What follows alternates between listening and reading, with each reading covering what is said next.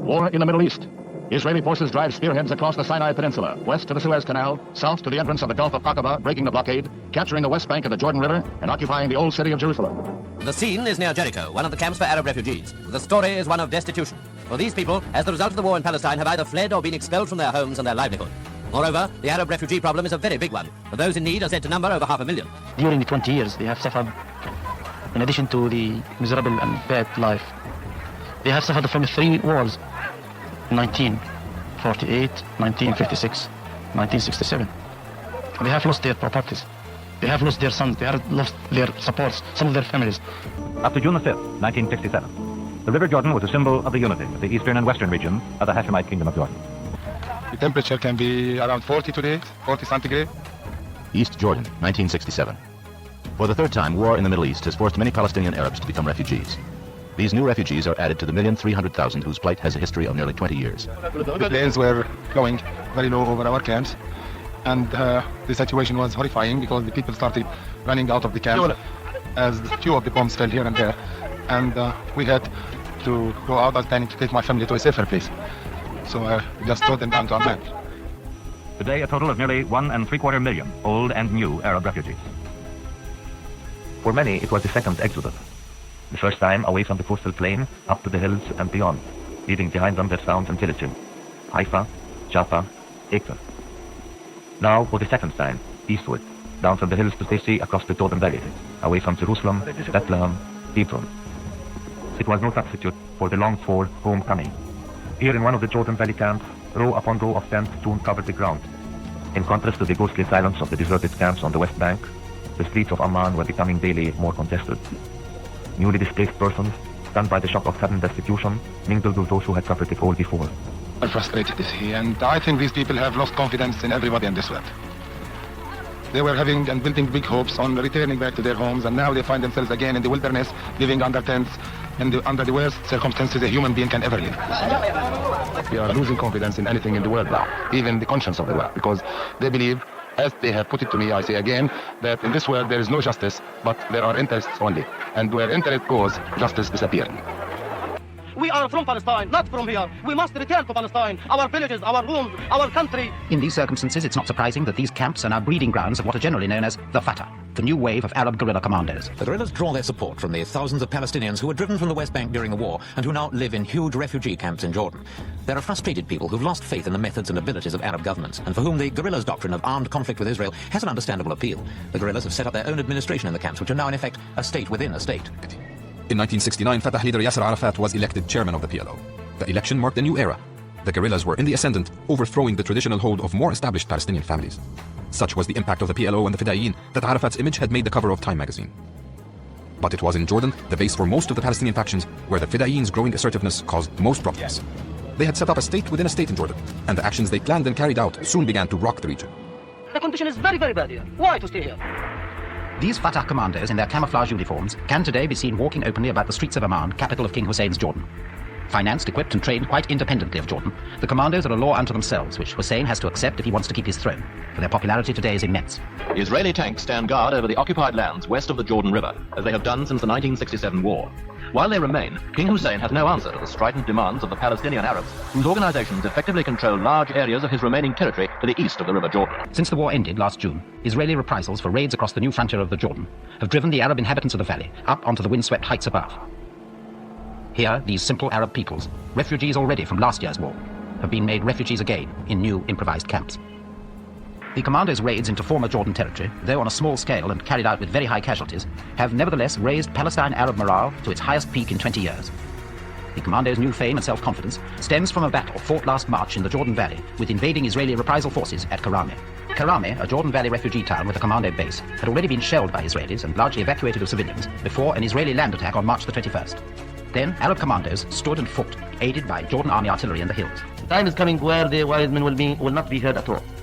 And bad men will work, and then no one can imagine what will happen. This is a very dangerous part of the world, the Middle East. And everyone must take care of it, because any kind of war may be widened and may be stretched and may lead to a very damageful war.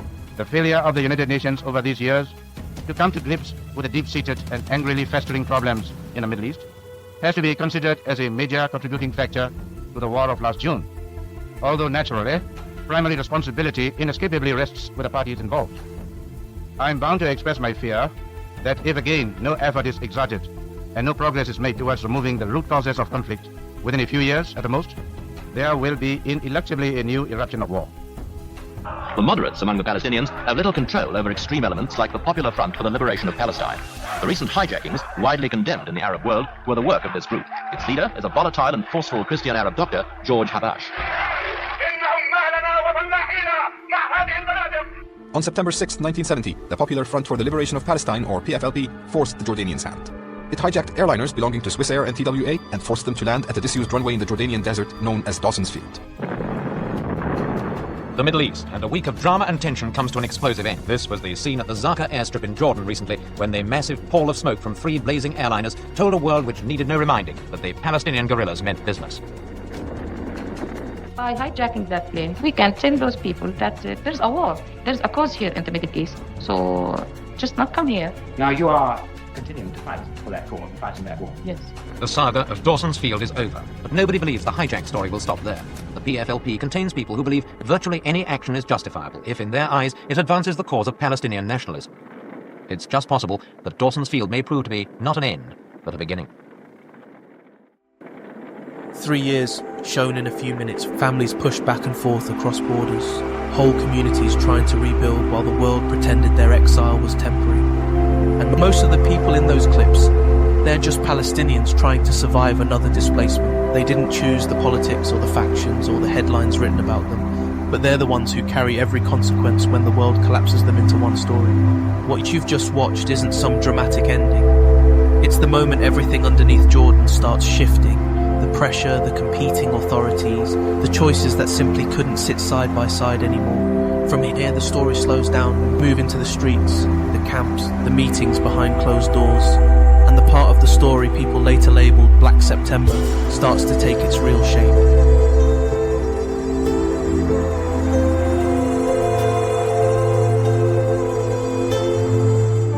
Up to June the 5th, 1967, the River Jordan was a symbol of the unity of the eastern and western regions of the Hashemite Kingdom of Jordan. Today, it has become a dividing line. You start to see how much Jordan was already holding long before the 1967 war. It had taken in the people displaced from 1948, and then almost overnight, another huge wave crossed the river with nothing left behind them. And somehow, this small country was expected to stabilize everything, even though none of this began with them. The River Jordan. To the west, Palestine, British mandated territory from 1922 to 1948. Just before the end of the mandate, the population was 2/3 Arab and 1/3 Jewish.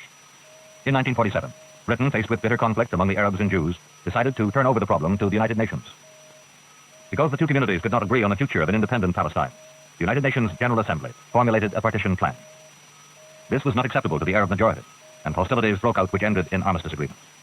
But the hoped-for peace did not follow, leaving homeless nearly 750,000 Arab refugees from the area which became Israel. Nearly a generation later, hostilities broke out again on June 5, 1967, resulting in new ceasefire lines and the occupation by Israel of the southwestern corner of Syria, Jordan's West Bank with the old city of Jerusalem, the Gaza Strip, and Sinai. The consequence: today a total of nearly 1.75 million old and new Arab refugees. This is a completely unacceptable and intolerable situation. What then is the duty of the United Nations? It can be nothing else but the swift condemnation of the aggressor and the enforcing of the return of the Israeli troops to the lines held before the attack of June 5th.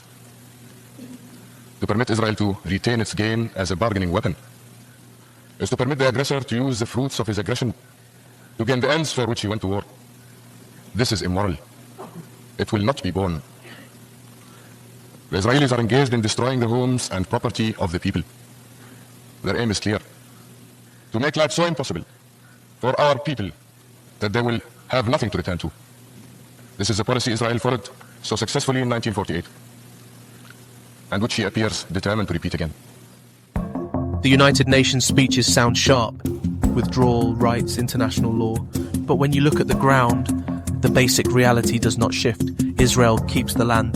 Jordan carries the people pushed off it, and the world settles into this routine where condemnation feels loud, but changes almost nothing. For many, it was the second exodus. The first time away from the coastal plain, up to the hills and beyond, leaving behind them their towns and villages, Haifa, Jaffa, Acre. Now, for the second time, eastwards, down from the hills to safety across the Jordan Valley, away from Jerusalem, Bethlehem, Hebron. By the end of June, 200,000 refugees are believed to have crossed. For the moment, all was shock, fear, and confusion. There was no knowing exactly how many refugees crossed over, for what passed in the minds of these frightened people as they fled from their home, many for the second time in their lives. To get their children away from the war zone was the main objective. Isaac Nashashidi is an area officer for the United Nations Relief and Works Agency. He has been a refugee since 1948. How do you feel about all this yourself? Well, I don't think anybody would be pleased from the situation we are living in. How would you feel yourself being a refugee twice in your life? In 20 years? Not good. That's how I'm feeling. For a lot of families crossing that river, this was not the first time they had walked away from a home.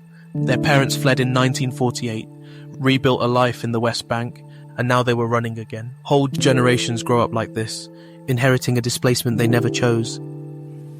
The political state of David and Solomon lasted only 70 years. That of the Crusaders, just under 100. It might be well for Israel to reread its history.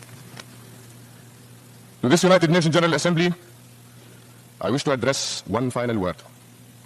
Should it permit the aggressor to keep even 1 square foot of his spoils, it will never, under any circumstances, anywhere in the world, be allowed to say the words ceasefire again and be obeyed. To the many nations that have already expressed their support for our position, we are truly grateful. And to those who will speak after in endorsement, we are also indebted.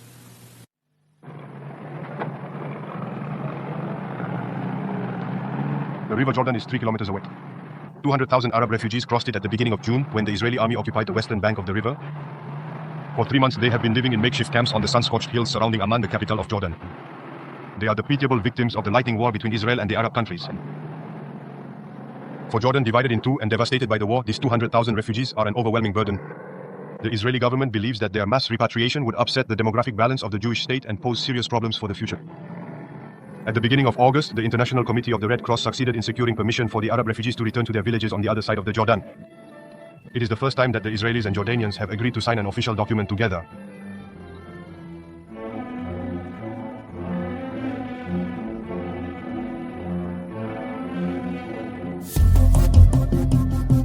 When you watch these camps over a few years, you start to see this strange transformation. The tents do not stay as tents, they harden into lanes, then neighbourhoods, and then eventually into places that behave like towns. With shops, clinics, schools, a whole rhythm of life. Officially, they are still temporary, but everything happening inside looks permanent. Today, all that is in ruins. The largest part of our most productive land is occupied by the enemy, inhabited by 800,000 of our people, with about 150,000 fled into a refugee status up till now.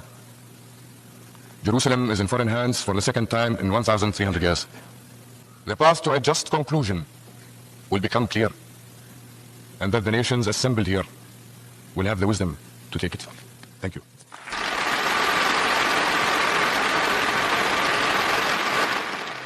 When you look closely at camp life, it is the women who hold things together. They keep children fed and schooled, hold the memory of the old village, and build the networks everyone relies on. The camp survives because they do. Not far from the River Jordan is a ghost town. Its name doesn't matter. What does matter is that nobody lives here anymore. It's in Jordan's no man's land, just across the river from Israel. Where have all the people gone? That is a sad story, a story of mud, misery, and malnutrition in a sprawling refugee camp. This report is not concerned with the reasons why the camp came into being, only that it exists. The politics and enmity of the Middle East are complex and well known.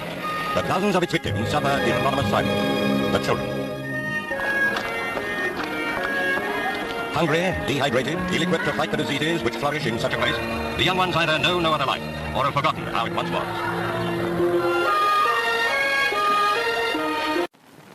A new life begins in an old land, but a life already limited. Son of a refugee, grandson of refugees. He was born in a hospital, but many other Palestine refugees will be born in houses like these in Zarqa camp, north of Amman, Jordan, home to more than 50,000 Palestine refugees. They are among today's almost 2 million Palestine refugees, made refugees and left landless and homeless by the 1948 Arab-Israeli war. The report frames this as a response to terrorism, but what you actually see is a whole family losing their home over an allegation. It becomes a pattern, an incident, an accusation, and suddenly a house is gone, and everyone living in it is displaced again. It is a way of governing through fear, without ever needing to touch the people who never held a weapon. When I first saw Zarqa, there were no paved street, nothing. It was just muddy streets with tents mushrooming left and right. And now look at it. You see what I mean? This is the first time I'm looking at Zarqa after so many years. All things are totally different. I can't recognize. Zarqa is almost a city in itself, with shops and services and a market. Life goes on as best it can in a crowded refugee camp. And of course here, the market street, it used to be wooden shacks, very basic, you know? Let's walk. Johan, come with me. Because the place I'm thinking about, it's one of the stories. The family which is having a meal, the father used to have a business around here. So I don't know if he's still there or not. The hum of life continues to build in the streets and marketplace.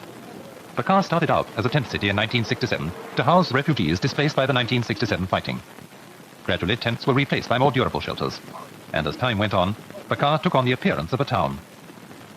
Many families still have no water outlets in their shelters, so they come to a water point to fill jugs with water each day.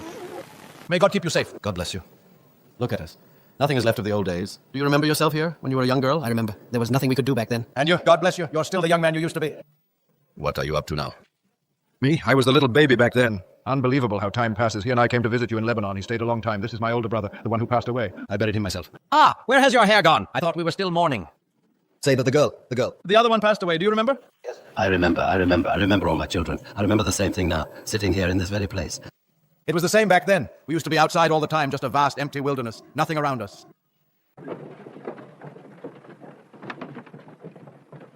The Allenby Bridge over the Jordan, 15 kilometers east of Jericho and 380 meters below sea level.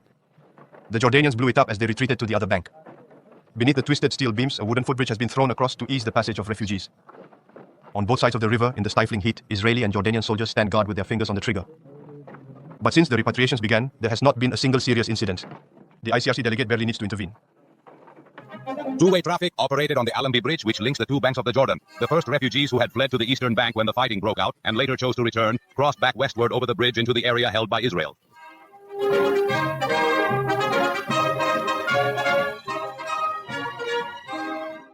A curfew is not just an empty street, it is school stopping, work stopping, the clinic closing. Even checking on your mum down the road becomes impossible. Over time, curfews became a normal way of managing whole towns, switching daily life on and off whenever the authorities decided. Would you deny then that there have been harassments, constant searches and acts of brutality by your soldiers? We must make searches here and there. We must make all sorts of punitive actions. That's true. But only in very few cases when we're dealing with terrorists. There is a certain group in Israel who wants to see these areas as part of Israel. This is not the official stand. The Israeli authorities admit that they do blow up Arab houses when there's some direct evidence to link those houses to terrorist activities. This Russian-made Kalashnikov automatic rifle in beautiful working order was taken from one of 7 Arabs killed in a clash with Israeli soldiers a few weeks ago. The Israelis say the men's tracks led directly back to the village of Shuyuk. So the Israelis blew up 9 houses there, and the military commander of the Hebron area here keeps this Russian rifle and its charged magazine as a souvenir. A guide showed me the cave where 7 of them died fighting Israeli troops. Next day, the Israelis blasted down 9 houses in a rapid reprisal. The Israelis say they now have 600 al-Fatah terrorists in their prisons. There are searches and curfews, and where a link is established, down go the houses. This farming village is El Hubela. It was here that 6 families I met as refugees at Karameh camp in Jordan had their homes. They told me then that they had finally given in to Israeli attempts to get rid of them by ill treatment, searches, and accusations that they were hiding weapons. I came to check their story. They were frightened people, and they had left, but their story appears to have been exaggerated. In town after town, you start to notice the same script. A strike, a student march, even political slogans, and suddenly it is all treated as a security threat. Once something is labelled incitement, it opens the door to curfews, roadblocks and arrests, even when nobody is carrying anything but a banner. In Hebron, one of the oldest towns of the East, Israeli soldiers guard against trouble either from their own tourists or from the Arabs, whose great mosque this was. It contains tombs of Abraham, Isaac and Jacob. For hundreds of years, Jews were not allowed beyond the 5th step of the staircase. Now the Mosque of Abraham is open to them by conquest, with Muslims allowed in 4 times a day for prayers. It's a constant reminder to them that Israel is now in charge. On camera, these crossings look like a path home, families finally stepping back over the bridge. But only a small fraction of the people who fled ever made it onto these lists. For most families, the camps on the other side of the river were still their whole world. It did not solve the core problem. It just made it easier to say the problem was being addressed. Curfew was imposed on the Kasbah area in the city of Hebron after a sapper was wounded and died when an explosive charge he was trying to neutralize detonated near the border police post by the Cave of the Patriarchs. The population in this area, in around 8,000 people, remained inside their homes, and the Kasbah looked like a ghost town in its desolation.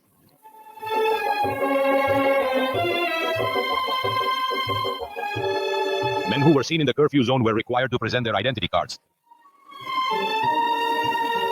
A curfew was imposed on several cities in Judea and Samaria after student demonstrations resumed there, with marchers calling for support for Nasser and the Fedayeen.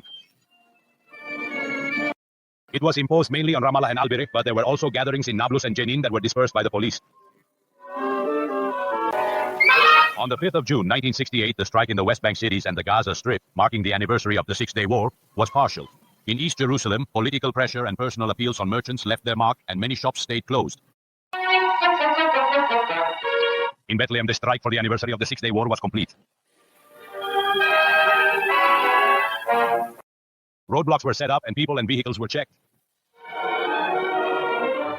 By the end of the 1960s, you start to see the pattern settling in. Occupation treated as if it were permanent, refugee camps treated as Jordan's burden to manage. And the international system learns to condemn the violence without touching the structure that produces it. This is the landscape that everything which follows will grow out of.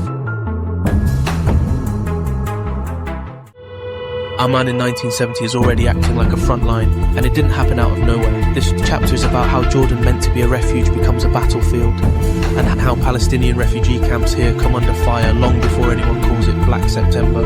To understand that, we need to step back a couple of years and follow the trail calmly with the receipts.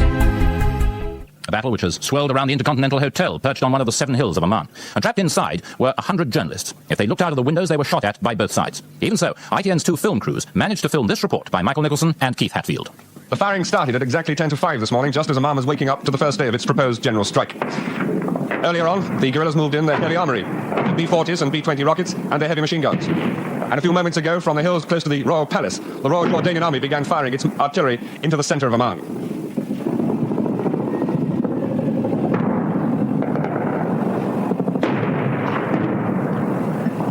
Firing now has been continuing the firing's been continuing now for close on an hour and a half.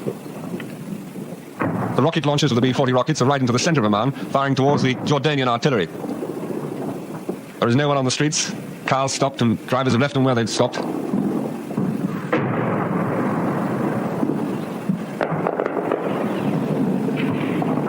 You can hear the whistles of the B-20s pass over the hotel.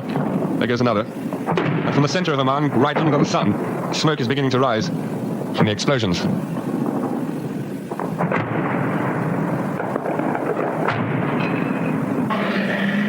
Tanks and Saladin-armored cars were ordered into Amman shortly after 6 this morning, an hour after the fighting first broke out. As they drove through the town, they were met with rocket and machine gun fire from the guerrillas.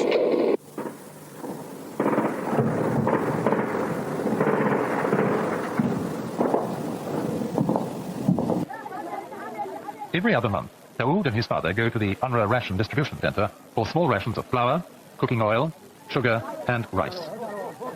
UNRWA doesn't buy the food, it distributes food donated by governments and the European community. In the early 1950s, relief was UNRWA's most important program. But with the increasing self-sufficiency of many refugees, and UNRWA's lack of money, the program has been reduced. It's now aimed primarily at the very poor, who receive extra food rations, small cash grants, and assistance with repairs to their homes. The ration, however, is seen by Palestine refugees as a symbol of their status and the commitment of the international community to assist them until a just settlement is reached in the Middle East. But as they see UNRWA services being reduced, and with the threat of further reductions, they feel a sense of abandonment. We do need rations. Either let us go back to our homeland, or give us help. We want to go back, and we would eat sand, if only we could go back.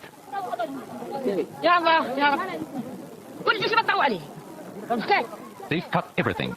5 kilos of flour and not even every month. What good is 5 kilos when there are 10 or 12 in a family? We don't want the rations.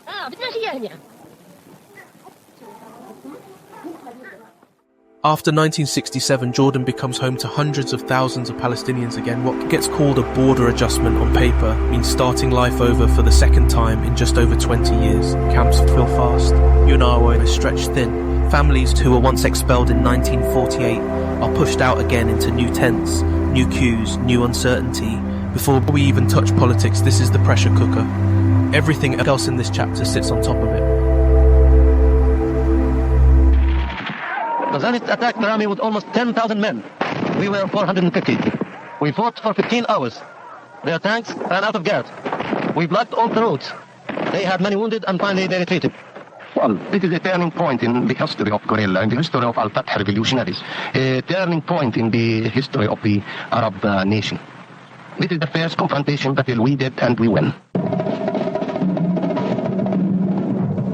After the battle, all the Palestinians heard about Karameh and thousands wanted to join the movement and fight to return to Palestine. And what did you do before you joined Al-Fatah? I have been working as a clerk in a machine company, electric machine company. And why did you join Al-Fatah so late? Because I want to do my best to fight the Israeli army to get back my country, Palestine country. How many years do you think you will have to fight? It doesn't matter. 3, 4, 5, 10. 5 with my children will be victims and you will find it.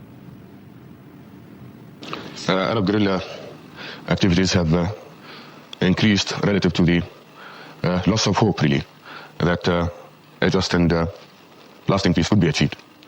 And I feel that if Israel had been able or is able to clarify our position by accepting the Security Council resolution and the principles it contains, if it had done so in the past, maybe things would not have reached this point.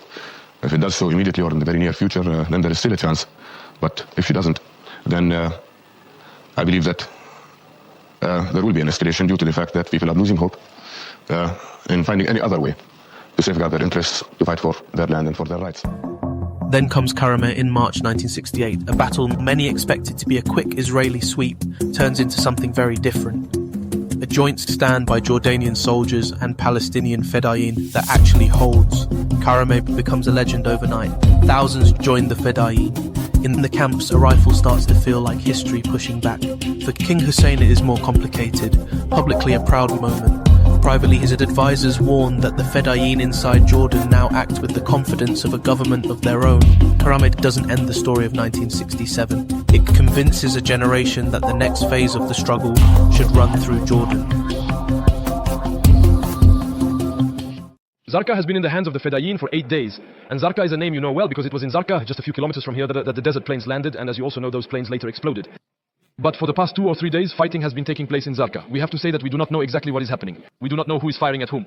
What we do know is that the Royal Army is not inside Zarqa. It is positioned around Zarqa. And from time to time, it sends out small commando units to try to probe the situation, if you will. And each time, 5 or 6 times already, these very small units, these tiny Royal Army commandos have been pushed back by the Fedayeen. And of course, there have been dead and wounded.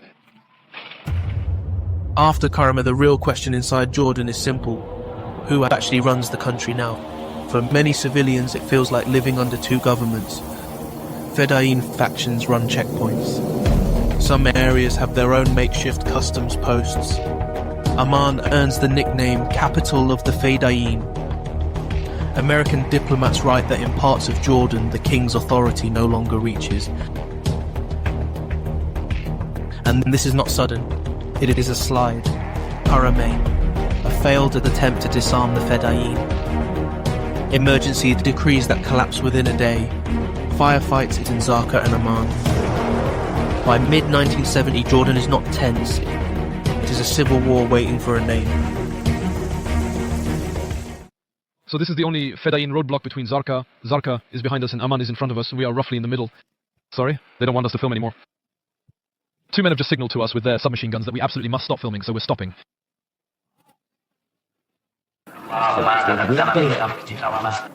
دائما على استعداد للإجابة على أسئلة الصحفيين. We would like to assure you that the revolution has been always ready to answer all your questions. We couldn't, or I can say with certainty, that our men stood firm. And I did my part alongside them to block the tanks and prevent them from reaching our people. On the surface, this looks like a domestic confrontation between the palace and the Fedayeen. But if we look at the receipts, the guns, the armour and the air power are not homegrown. Washington and London tie new weapons packages to Hussein's ability to control the Fedayeen. Planners assume he can win if he hits hard enough. And Palestinian civilians caught in the middle become acceptable collateral in that calculation. Across the river, Israel watches quietly. Either the Fedayeen are crushed, or they stay busy bleeding in Jordan instead of on the frontier. But in Amman itself, the position seems to be this. Guerrilla snipers are still holding out in the old centre of the town, with the army using artillery and tanks to blast them out. But the main fighting in the past 24 hours has been in the two refugee camps, Jebel Hussein and Jebel Khwadat. The army have been pouring mortar fire into the camps, which are heavily defended by the guerrillas. And the guerrillas say the Jordanians are destroying every inch of the Hussein refugee camp. For the woman in that house, this is not a clash of leaders. It is a shell in the baby's room. Reports from the time describe civilians killed and tens of thousands forced from their homes again. Palestinians and poor Jordanians caught in the same streets, the same neighbourhoods. In the camps, it is often women holding everything together, queuing for water, finding food, caring for the wounded, passing messages between families. On paper, this is restoring order. On the ground, it is civilians taking the hits first and last. Keith, first of all, how did you manage to get out of Amman with your film? Well, I was brought out because the Red Cross suggested that I should leave as a medivac case because they diagnosed that I was suffering with dysentery about 3 days ago. And so yesterday I went with the Red Cross to the airport in a military escorted convoy, along with about 30 other journalists who were going to try and get out of Amman on board the Red Cross aeroplane. We set off from the Intercontinental Hotel, where we've been for the past 6 days, and about half a mile from the airport, we came under sniper fire. And then the commander, the major in charge of the convoy, went ahead of us to the airport to receive fresh instructions. He came back and said that the road was now clear. They cleared up the sniper on the road. But by the time we got to the airport, the plane had left for Beirut, and so we had to spend the night at the airport. Did you hear a lot of firing while you were at the airport? Yes, very much so. Although the airport is about 8 miles from the town, but it's very near a Palestinian refugee camp, and all night you could see the bombardment on this camp. And this morning, the smoke and the dust was still above this camp. But in Amman itself, you could still hear artillery fire, but it was very distant. Yes, indeed. The King Hussein has appointed a select group of soldiers, known as the Red Berets, to spearhead attacks on refugee camps where he believes the hijack victims might be held. They have done so. A lot of the camps have been destroyed. A lot of them have been hit very badly. So far, there's no sign of the hostages, and I cannot report further than that on that. Again and again, punitive actions.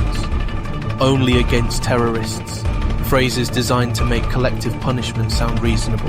In 1969 and 1970, the script drifts into Jordan. Whole neighbourhoods and camps get relabelled as terrorist strongholds. Shelling becomes restoring security. And at the same time, governments push new aviation conventions to protect planes in the air and punish hijackings. There is no matching treaty to protect the camps being shelled on the ground. That imbalance tells its own story. Yes, bullets. Yes, bullet. Yeah, well, it comes through here. Yes, come here. I wouldn't smash the wall. Yes, it broke the wall, and this about the babies. The babies in the room. The babies was here in the room, and they carry it and cry and go to from here. The babies, were they killed? Yes, not killed. Not killed. Not killed. Were many people killed here? 40 people in this area. In this door, in this house. Why were the army shelling here? Were the Fedayeen here? The army want to destroy the revolution. Yeah, no Fedayeen hiding here, were they? Come here. They enter the house. Fedayeen. Yes. And so the army shelled the house. Yes, shelled the house. Yeah. How? While the streets are boiling, Washington promotes the Rogers Plan, another map negotiated between states with Palestinians expected to accept whatever is decided without them. From the camps, people push back, not only against Israel, but against the idea that their future is a footnote in someone else's peace deal. Inside Jordan, that anger collides with the monarchy. On the 10th of February 1970, Hussein issues 12 emergency decrees to reassert control. Crowds pour into the streets. Armed groups reject the orders. Within a single day, the decrees collapse. The message is clear. The palace can promise order to its allies, but on the ground, the Fedayeen are setting the red lines. By early September 1970, families in Amman and Zarqa already have bags by the door. The king has tried new cabinets and emergency decrees. The Fedayeen have tried marches and shows of force. Israel continues its strikes from across the river. Then a guerrilla spokesman says calmly, If he does not accept, it has to be war again. Within days, the world will call the next chapter Black September, as if it came from nowhere. But by this moment, Jordan already has two competing centres of power. Camps that have already been hit, poor Palestinians and Jordanians have already fled their homes again. This is not sudden chaos. It is one chapter in how the 20th century learns to live with crimes against civilians, not by stopping them, but by renaming them, exporting them, and punishing only the people who push back in ways the powerful do not like. Any peace imposed by force against the wish of the Palestinians will never be a real peace. It will always flare up. Nobody can decide for the Palestinians. Nobody can speak for the Palestinians. We speak for ourselves. We have carried arms to liberate our country. Nobody can deny us the right to fight in order to go back to our homes and lands. It is the question that we are convinced that we have no other alternative except to die. We have already seen what it actually means to live in a temporary camp for 20 years. Kids growing up under canvas and corrugated metal, guns on the hillside, Jordanian police on one side, Fedayeen on the other, and no one really in charge except the man with the loudest weapon that day. All the labels we heard in the last chapter, instability, tension, security problems, are just the polite words people outside the camps use. If you are inside, it feels more like being parked between two moving trains, waiting to see which one hits you first. And in that world, when kings and presidents start talking about new peace plans without you, a lot of people hear the same message again. You are the problem to be managed, not the people to be asked. When the guerrillas immediately came around and said, get inside, which we all had to do very, very quickly. And when we got in, we found guerrillas were absolutely flooded over the hotel. And it was then when we were all herded into the dining room and with a statement read out to us that we were all being taken prisoner. I saw the box of dynamite outside the front of the hotel. It wasn't very impressive, but it was rather frightening. There were also supposed to be 2 mines planted at the back of the hotel. We were told this by the guerrillas. And one of the leaders of the guerrillas was carrying a long strand of red fuse wire, which, well, wherever he went, he took it with him, plus his grenades and his guns and his whole armory, but always he had a box of matches handy, and I think our eyes followed that piece of red wire wherever it went. He had a gun in his hand. 4 planes. We never thought that would happen, and it was the first time it had happened. Hundreds of Americans on board. And 305 hostages were told that they would be killed if the government refused to release Palestinian prisoners. This was America's introduction to global terrorism. By 1970, almost every serious decision about Palestine is still happening in rooms without Palestinians. The Rogers Plan we touched on last chapter is sold as peace in our time, but for people in these camps it sounds like a second erasure. Keep the occupation, move the borders a bit, tidy up the map, and pretend the refugee camps are just weather. Inside the movement, that feels like a message. If you want the world to notice you exist, you have to drag the story onto their front pages by force. It is the same mechanism we saw in the hills and streets after 1967. Pressure from below, ignored above, but now the battlefield is an air corridor. None of that makes pointing a gun at civilians or hijacking a plane okay. Let's be clear about that. It just shows the kind of corner people feel they have been pushed into, before some of them convince themselves there is no other way to be heard. The Middle East conflict boiled over today with 4 airplane hijackings and the Israeli government pullout from the Middle East peace talks. Arab guerrillas have claimed responsibility for the hijackings, including one that was aborted at London's Heathrow Airport. CBS News correspondent Charles Collingwood reports. The only plane that got away from today's Palestinian orchestrated extravaganza of hijacking was significantly the El Al flight from Amsterdam, which made a successful emergency landing at London Airport. One would-be hijacker dead, the other subdued. On the morning of September 6th, 1970, 3 teams of Palestinian hijackers, all in their mid-20s, arrived at different European airports. They were going to hijack 3 planes bound for the United States. They would divert them to a landing strip in the Jordanian desert, hold passengers and crew as hostages, and use them to gain the release of Palestinian militants held in Europe and Israel. What happens in the Amman Intercontinental is basically a smaller, uglier rehearsal for what is about to hit the sky. Foreign guests turned into leverage, local staff and neighbours caught between guerrillas at the door and artillery in the distance.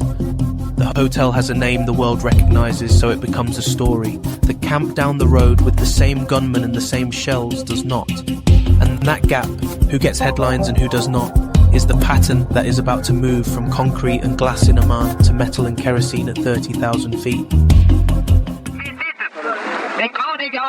The American girl here, could she tell us how the passengers are? We're very crowded, and I think the women, and especially the children, are very bad. Enough to eat, enough to drink? There's much to eat and there's much to drink. Are the women and the We're children? very crowded. How old is the youngest child you have on board? We have 2 infants. How old are they? 3 months. Who should have been released were released. Why are you keeping the Jewish women and children fasted?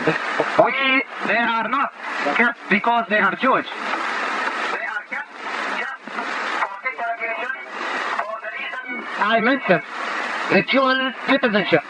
As you all know, the United States gives the right even to their phantom players, phantom captains, to go and serve in the Israeli army.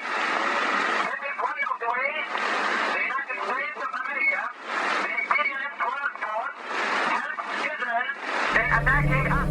On the morning of the 6th of September 1970, this is not some lone madman with a gun. It is 3 coordinated teams at 3 different European airports, all aiming for United States-bound jets.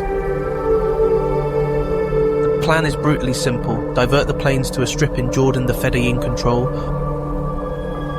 hold the passengers as hostages, and force governments in Israel and Europe to trade prisoners for their own citizens. 3 teams, 3 airports, 1 plan. Seize United States-bound jets, land them on a runway in Jordan, and try to swap passengers for prisoners. In their heads, this is not random terror. It is a prison visit the world cannot ignore. We have very clear conditions. We want our prisoners back. Any government would hand us our prisoners, we will hand it back their prisoners. But who is negotiating between you and the 5 countries? We are waiting now for them to accept our conditions directly. Are you refusing to deal with the Red Cross altogether? If the Red Cross takes our condition to these governments and bring us a clear answer, committed answer about these questions, we will accept his interference. Are you putting a time limit on the period of negotiation? We are waiting the government concerned to accept our conditions. But of course, we can't wait till ever. We said that the world does not understand or know about the Palestinian problem. This is how the idea of hijacking planes came about. Let the whole world know about the crisis that happened to us.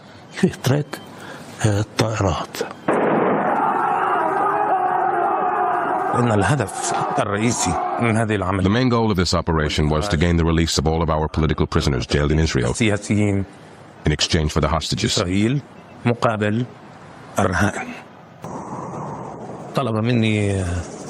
of our commanders asked me to go to Revolution Airport. I asked, where is that airport? He said, some guys will lead you, but it is not an airport. It is a desert. In this area, the ground is very hard. The largest planes on Earth could land there. I asked our commander, why did he choose this place?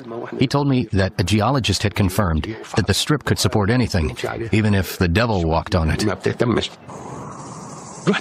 In order to make an airport, what should one do? We brought 200 barrels and gallons of diesel and a group of fighters to protect the area. We filled barrels with dust and with diesel-soaked rags, and we sat and waited. On tape, the Fedayeen insist this is not about religion. They say they are holding some of the women back because of passports and uniforms. Americans who can also serve in the Israeli army, proof of how the imperialist world arms and protects Israel.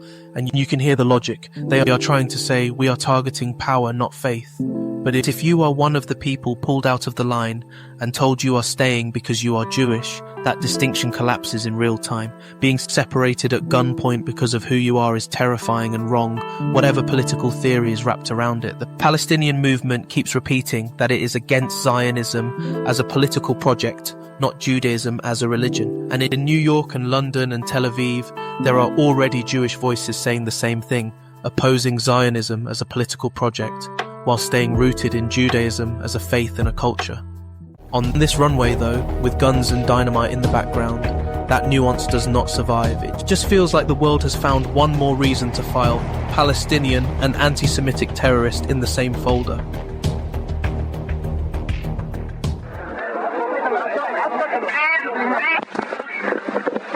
Take the airplane out of here. Absolutely, if given a chance, I'll take it out with you before you get in your cars. Were you surprised when you heard that you were coming down on a desert stream that you were able to check to put it down? No, he described it as it's a lake bed, 22,000 feet long and about 3,000 feet wide, and that's bigger than any runway anywhere in the world. Did they point guns at you or grenades in the cab? This is the hijacking situation as of now. Of the approximately 600 persons who were endangered in the 4 separate hijackings yesterday, approximately 200 are still in jeopardy. They are the male passengers aboard a TWA 707 and a Swissair DC-8, both now parked on a desert landing strip some 13 miles from Amman, Jordan. This afternoon, the Palestine commandos responsible for all the hijackings released about 100 women, children, and elderly persons from the 2 planes. The freed passengers were taken to a hotel in Amman. The commandos have stacked explosives aboard both planes, still containing the male passengers, and threatened to blow up the aircraft if their demands for the release of other commandos imprisoned in Britain, Switzerland, and West Germany are not met by their deadline, which is 10 p.m. Eastern Time, Wednesday. The increasing friction in Jordan between the army and Palestinian guerrillas was evident at Revolution Airport. Palestinian militants guarding the planes were themselves surrounded by Jordanian troops, tanks, and armored personnel carriers. It was a tense and unpredictable standoff. The Jordanian general came and assessed the situation.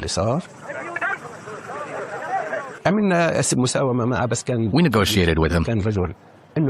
We told him, you should take your troops a mile back, and we will free the women and children.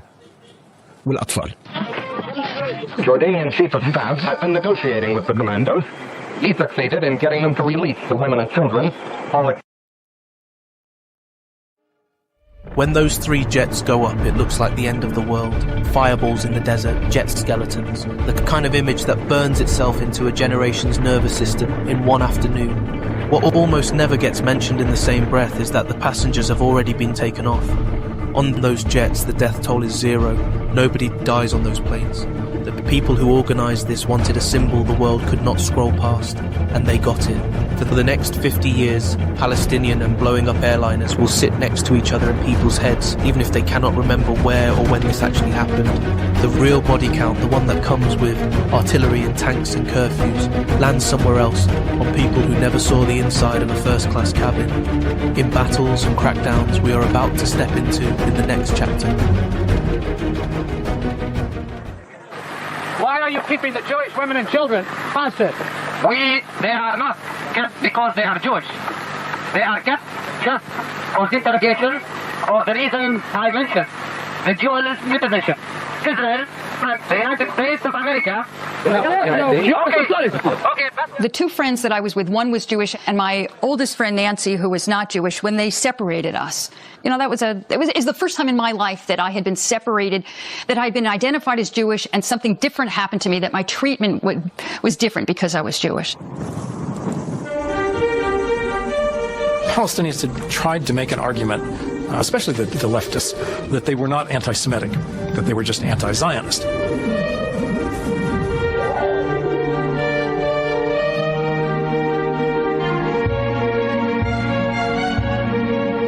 They didn't go around and ask people about their political views. They simply asked them what their religion was. And so not a very smart thing to do if you're trying to combat the common view that you were somehow focused on people as Jews or non-Jews rather than as Zionists or non-Zionists.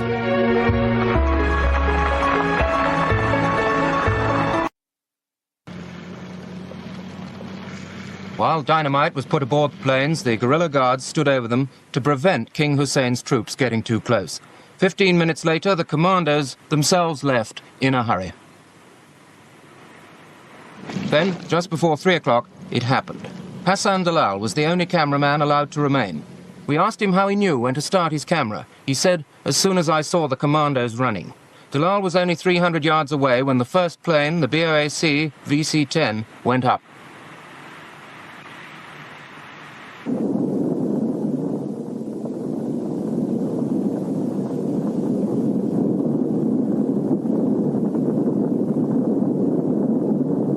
Next to go was the Transworld Airlines Boeing 707, but its death throes were masked by the pool of smoke from the burning VC-10. Together, the planes were worth close on £10 million. One of the leaders of the group that had blown them up was asked why they did it, with still 10 or more hours left before their deadline expired. He said, "It became clear to us that there was a plan by imperialist forces to seize the planes. That's why we did it." For governments watching this, the main question is not why are Palestinians hijacking jets? It is, how do we make sure this never touches us again? Within weeks you get a United Nations Security Council resolution on hijacking, Resolution 286, condemning the seizures and calling for the release of hostages and action against air piracy. Over the next year, you get new treaties like the Montreal Convention, making sabotage and hijacking offences every state is supposed to prosecute or extradite. These are not abstract documents, they are written with those burning jets in mind. Sky marshals on flights, cockpit doors locked like bank vaults, metal detectors and bag searches becoming part of the ritual of leaving your country. On paper, it is all neutral, protect passengers, protect crews. In practice, a new mental category quietly hardens in airports and embassies and airline offices. People who look like the hijackers in these images, especially Arabs and Palestinians, are now treated as a permanent risk to be managed. The system learns every lesson it can from Dawson's field, except the one about why those camps existed in the first place. I saw an old lady opening her purse, taking dollar bills. She tried to put them in the hand of one of our fighters. I spanked her hand. She was scared to death. I said, take back your money. We are not thieves. We are people fighting for freedom. In El Al, they took the necessary precautions and had armed guards, and the people resisted the hijackings. On the TWA and Pan Am and Swiss Air, this did not occur, and therefore we have the situation that exists now. Well, I think that one must find out what is it that can be done at the source. I mean, these people are not just individuals, madmen or bitter men as you have around the world every once in a while that hijack planes and take them somewhere. These are organizations dedicated to kill and to bring down planes for Israelis. But wherever Israelis are, therefore their planes must come down. If you freeze the footage and just change the subtitles, you get two different worlds. On one side, terrorists, air pirates, fanatics, 3 burning jets in the desert as the opening act in a new age of international terrorism. On the other, Fedayeen, Revolution Airport, a desperate attempt to trade metal for prisoners and force the map to recognize the people it left out. You can hear that split in the way the anchors talk about Arab terrorists and air piracy, and in the loudspeakers on the strip, talking about prisoners and imperialism. The same footage becomes proof of Arab terror in one language and proof of imperialist injustice in another. In most Western coverage, hostages get names, ages, biographies. In most reports about the camps and the coming crackdown, Palestinians appear as numbers, or not at all. Same jets, same runway, completely different story about who is dangerous and who is allowed to be afraid. President Nixon tonight met for an hour and a half with Secretary of State William Rogers to discuss the skyjack crisis. This followed an afternoon in which Mr. Nixon discussed all of his alternatives with his personal foreign policy advisor, Dr. Henry Kissinger. The alternatives include possible military action. The President has been in touch with Defense Secretary Melvin Laird about that. The White House refuses to discuss even the possibility of military involvement and is disappointed that information about even contingency military plans has leaked out. The 6 C-130 prop jet transport planes have been moved into Incirlik, Turkey.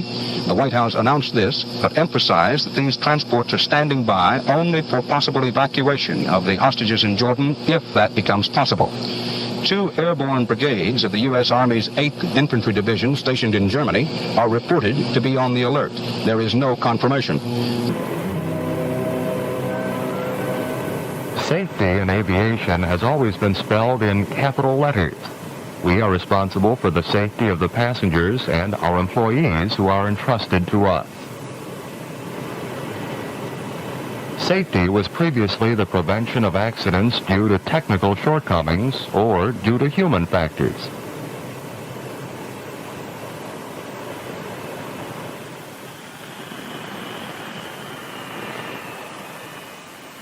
Today, civil aviation is threatened by other dangers, aircraft hijackings and sabotage, dangers which are very difficult to eliminate, increasing risks with each day and with each takeoff.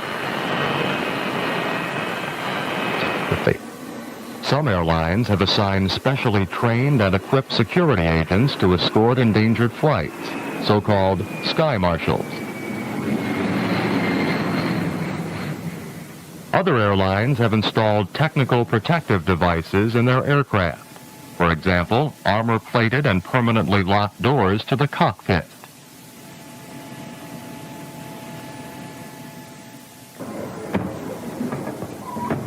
However, even the most elaborate searching methods and most modern technical equipment cannot eliminate the threat of hijacking, especially when they are expertly planned and carried out with great determination. I mean, there were 2 major operations. You took part in them. You hijacked 3 aircraft belonging to foreign airlines, including a British plane. You brought them down at one of the Jordanian military bases with tens, even hundreds of millions of passengers on board. There were around 300 passengers. Among them was a group of Israeli rabbis on one of those planes. Listen to the leaders on both sides, and you hear the same thing in different accents.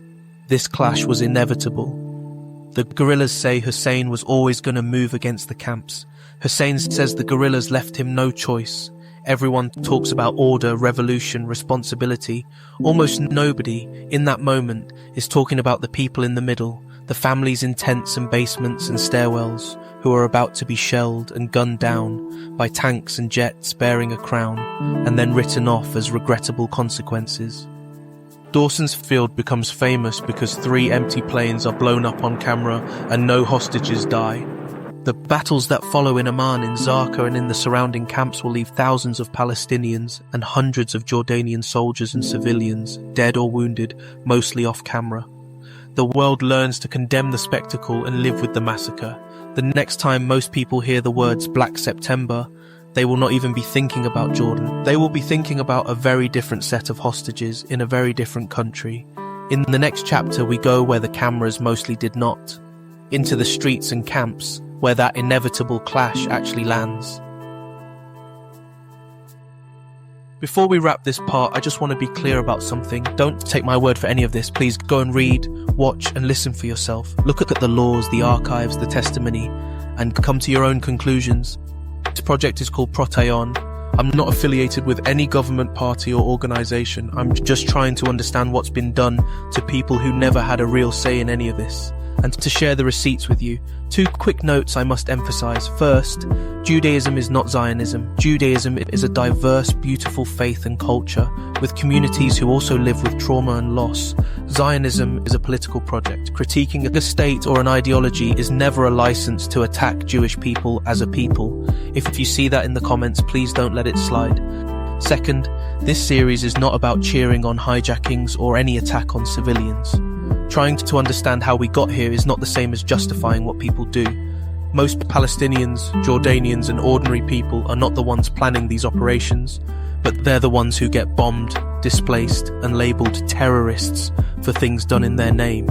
If you want to go deeper after this episode, I've linked key archival videos and sources in the description and in the Palestine Deep Dive series playlist. Watch them. Don't just trust a narrator's summary, including mine. If this helped you see the bigger picture even a little, please like the video, leave a comment and share it with someone. It genuinely helps this kind of work travel, especially when long, uncomfortable videos like this don't exactly get boosted by most platforms. If you'd like to follow the rest of this Black September deep dive and support Prottayon as an independent project, you can subscribe and hit the bell, and use the Palestine Deep Dive series playlist to follow the next parts as they come out. Until then, stay curious, keep questioning power, look after each other, and most of all, take care.